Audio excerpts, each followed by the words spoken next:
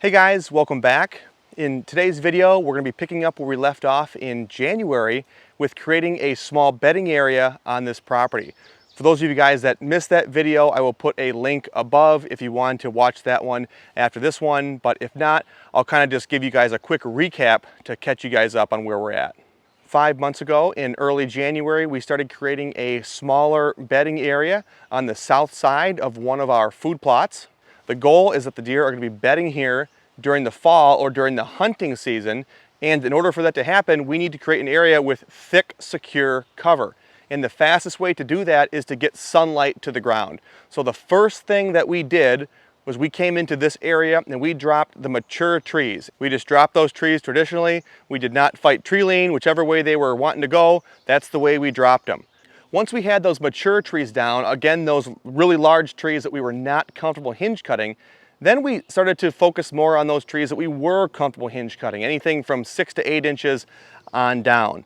And when you're hinge cutting trees, again, we're not really fighting tree lean, but if it's a tree that's fairly straight, we're trying to drop these trees away from the center of this bedding location. We're trying to create an area in the middle that's a lot easier for these deer to move around. Another thing that you're going to do when you're able to hinge these trees away from the center is you're going to put those tops along the edge. So you're going to be creating a screen with the tops of those trees along the edge of your bedding area. This is exactly what you want to do, because those deer on the inside of the bedding area are going to feel a lot safer with that perimeter screen along the edge. Another thing that we made sure to do while we were hinge cutting was to hinge cut the larger trees first. Now, I don't mean the large mature trees, I just mean the larger trees that we are comfortable hinge cutting, and then we worked our way down to the smaller ones. And the reason why you want to do that as opposed to the other way around is if you're hinge cutting those smaller trees first and then you bring a larger tree down on top of it, there's a good chance that that larger tree is going to break right through the smaller hinge. That large tree is very heavy and that smaller tree can't support that weight, so it's better to bring down the larger ones first and then bring down the smaller ones on top of the large ones. One of the last things that we tried to make sure we incorporated when we were laying the foundations for this bedding area is we tried to make sure that we had multiple ways in and out of this bedding location. So not necessarily when we were dropping the mature trees, we just dropped those wherever they wanted to go, but when we were hinge cutting trees, if possible, we tried to again drop them away from the center, but we also tried to make sure that we didn't block every single way in and out. We try to give the deer as many options as possible to get in and out of this area so they can, one, come in, but they can also escape in any direction that they want to. So that's the recap on what we did to create the foundation for this small bedding area. And if you did want more detail, again, we did a full video on this in January, but now let's move on to the next step in the process. And the next steps in creating a bedding area on your property is really a lot of detail work. So let's go over what that entails. The first thing that I really like to do in this next phase is just make sure that I can walk around freely through this bedding area.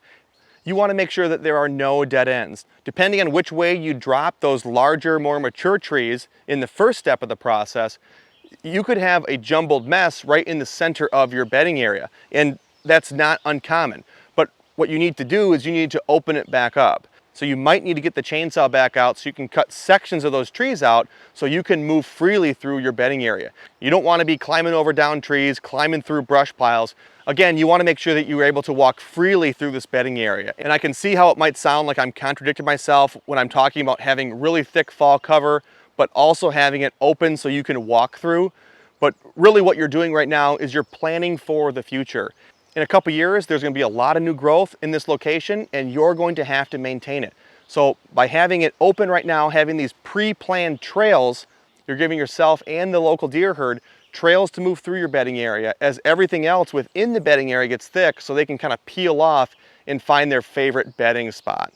So hopefully that makes sense. A lot of what you're doing is you're planning for what it's going to look like 3 years from now after you get all of that new growth. But if you don't go in there and remove those dead ends or cut sections out of those down trees, it's still going to get really thick in 3 years. However, the deer aren't going to feel nearly as safe in there and they might not use it as much because there's going to be more dead ends. They're not going to be able to escape danger. They're not going to have an exit to going this way or an exit going that way. And if you can, the first year is when you really want to be doing this work. This is when it's going to be the easiest to see what's blocking the bedding area, what's restricting movement. The next thing that you want to be doing in your bedding areas is to jumpstart a lot of that new growth. Remember, we want to get this place as thick as possible, as fast as possible. So one of the things that I do to do that is I try to remove as much debris as possible. And debris, it means a lot of different things. It means I'm removing a lot of the logs, a lot of the sticks that are just randomly scattered throughout the bedding area. That's the first thing that I do, because the next thing that I want to do is I want to try to remove as much of the leaf litter as possible. I want to expose the soil, just like I would be doing with a food plot if I wanted to encourage growth. I really want to get sunlight to the bare soil because there's a lot of seeds in the seed bank, and I want those seeds to germinate and get sunlight. If I didn't remove the leaves, there would still be new growth taking place in this area because of all the sunlight we're getting now. But by removing the leaves, you're going to get a lot more. And this bedding area here is around 1/4 of an acre in size, give or take. I'm not saying I'm removing every single leaf from 1/4 acre of this bedding area. I'm just blowing them from one side of the bedding area to the other in areas where I don't necessarily think the deer are going to be bedding, or I want the deer to be bedding. Those are the areas where I'm going to be making brush piles, leaf piles, and over time those leaves are going to decompose. So if you guys are making a bedding area, let's say it's 1 acre in size, don't feel like you have to remove the leaves out of that entire acre. Blow them off to the side, blow them into the tops of the trees, but you definitely want to make sure you're exposing a lot of the soil. That way you can jumpstart that new growth. If you don't have a leaf blower, you can use a rake and a tarp. It's not as easy, it's a lot more work, but you can still get the job done without a leaf blower. But again, bottom line is, if you can, you want to try to get as much of the leaf litter away from the bedding area as possible to expose the bare ground. Once I have a majority of the larger branches kind of piled off to the side and a majority of the leaves blown away from the bedding area, the next thing I like to do is I really like to clean up the trails throughout the bedding area and the entries and the exits with a rake. So I just get like a steel garden rake and I just kind of walk through my bedding area with the rake, and I kind of make a smooth path where I want these trails to be. And again, in the future, I'm going to be maintaining these trails either with a riding lawnmower in the wider sections, or maybe if you have a DR brush mower, those work excellent for maintaining these bedding areas. But I want this trail to be as smooth as possible to make it, one, easy to maintain for me, but two, I want this to be a very comfortable trail for these deer to walk down. If you make it easy for them to walk through this area, that's where they're going to go. The easier and more obvious you can make these trails and these entrances and exits, the likelihood that the deer are going to use them is going to greatly increase.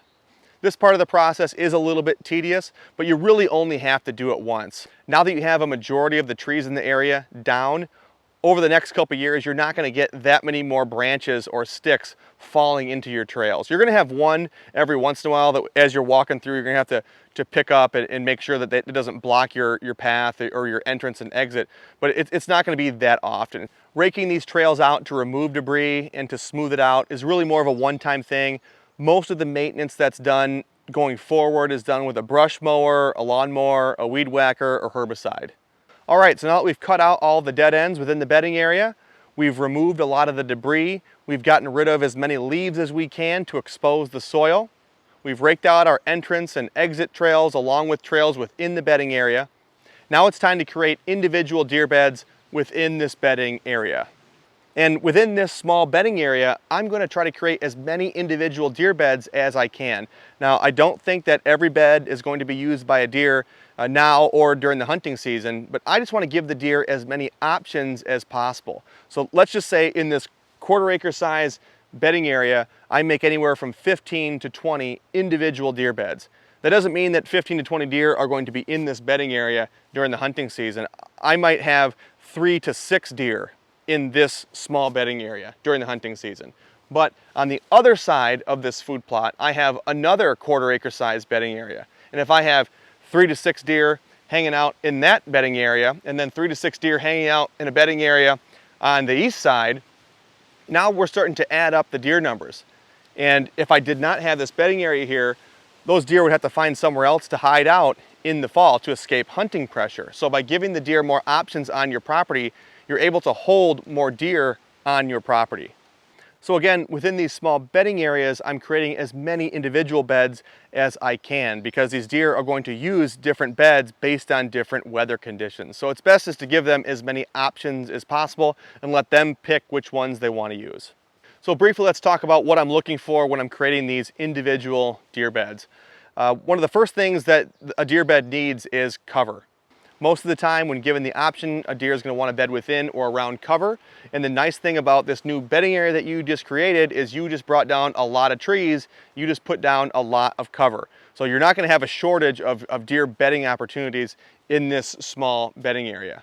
So you want to locate a section of your bedding area that's near or within cover. You want to try to find a spot that's relatively flat. If it's not flat, there are tools you can use to make it flat. Just get a flat shovel, or you can use, again, that steel garden rake that you use to clear out the trails. You can just kind of grind the dirt down and smooth it out. Once you have it relatively flat, you can kind of just walk in there and step on it to really firm up the ground to make sure it stays there. And that brings us to the next thing that you want to be doing when creating these individual deer beds, and that's you want to expose the soil. Deer really want to lay down in bare soil. So if you just have a flat spot in your bedding area, it's relatively close to cover, there's multiple ways in and out. If you expose the soil, the chances that a deer is going to bed in that particular spot greatly increased. Again, the tool that I use the most when creating these individual beds is that steel garden rake. I can really work up the ground. You can pull up the roots, you can pull up all those vines with that rake. So there's other tools you can use too. I use a handsaw a lot, I'll use that flat shovel a lot, but that steel garden rake is probably my go-to when making these deer beds, and especially for creating bare ground for the deer to lay on. The next thing you want to make sure you have with these individual deer beds is multiple ways in and multiple ways out to that bed. Just like the bedding area that you want to have multiple ways in and out of the overall bedding area, even that individual bed, you don't want to have like some trail going to the back corner of this bedding area with a dead end and there's no way for that deer to get out. That bed probably will not get used. But if you did create a bed that you did not see multiple ways in and multiple ways out, you can always create them. You can carve a path through whatever you think is blocking an exit or an entrance. Deer do not want to feel trapped in their bedding areas, and they do not want to feel trapped in their individual beds. So when you're choosing a location for an individual bed, make sure that that deer can escape in multiple directions. One of the last things I'm looking for when creating an individual deer bed, and this one is optional, not all of my beds have this, and that's overhead cover. Depending on which way the trees fell, how high you ended up hinge cutting a particular tree, you're going to have some beds that have the opportunity to be within that cover. And the natural deer beds on my property, the ones that I had no part in creating, a majority of those beds are within cover, meaning they have a lot of overhead cover above the bed. So when I'm creating beds on my property, I really try to recreate what the deer are telling me that they like naturally. And so that's what I'm doing in the bedding areas as well. When possible, I try to incorporate overhead cover in as many deer beds as I can. And finally, the last thing that I'm doing when creating these individual deer beds within the bedding area is I'm adding a bedding log. Now this one is also optional. You don't have to do it. Deer are going to bed in your bedding area without the bedding log. You're going to have a lot of downed trees. They could bed up next to those downed trees, but deer definitely relate to those logs. I'm pretty sure that the individual beds that we make with logs get more use than the beds that we make without logs. Now again, they still use the individual deer beds that we make without the bedding log, but based on extensive scientific research of walking around and looking for deer hair in deer beds, we find more hair in the beds with the bedding log. So I'll leave that up to you guys on whether or not you want to use the bedding log or not. To me, it doesn't take much effort to put it there, and based on what I've seen, they seem to really like it. So I'm going to continue to do it when we make bedding areas. And for the most part, those are the steps that we're taking to create a small bedding area on our property. But now let's kind of talk about going forward, what you're going to need to do to make sure that this bedding area stays productive, to make sure that this bedding area stays attractive to the deer herd. And that's really going to be more about maintenance. So we talked about it a little bit earlier about maintaining the trails in and out of your bedding area and through your bedding area. You definitely want to be doing that at least once a season. A good time to be maintaining those trails would be late July, early August. Again, a great tool to have if you can afford one or if you want to rent one would be a walk behind brush mower. That'll take care of anything in your way that might be growing up within your trails. But yeah, keep your trails maintained. You want to keep those beds exposed to dirt. Again, deer really like to lay down in bare dirt. So one thing that you're going to have to do is either continually rake those out, which is kind of a pain, or you can use herbicide. There's a couple different herbicides you can use. If you don't have a lot of growth there, you can just hit it with some glyphosate or Roundup. But if you really wanted to go the extra mile and make sure that nothing's going to grow there for a long time, use something called ground clear. That's going to kill everything and it's going to stay dead for at least a year. You can find ground clear at any one of the big box stores, Home Depot, Lowe's, Ace. But if you want to make sure that your beds stay exposed to soil without having to rake them out, treat them with ground clear once a year. Keeping your trails mowed down and clear, along with keeping your beds exposed to soil, those are the things that you need to do annually within your bedding areas. But over time, you're going to have a lot of new growth in here. You're going to have to re-hinge trees. Every once in a while, one of these trees might fall into your bedding area from the outside. You're going to have to clean that up. So there are some things maintenance-wise that you're going to have to do randomly from year to year. But for the most part, keep your entry, exits, and your trails within your bedding areas clear, and keep your beds clear. But that pretty much wraps it up for creating a small bedding area on your property. I will make sure to keep checking in on this bedding area just to show you guys the new growth that's taking place and kind of what to expect from year to year for your bedding areas. But if you guys do have any other questions on creating bedding areas on your property, please leave those in the comment section below. I'll get back to those as soon as I can, and we will see you guys in the next video.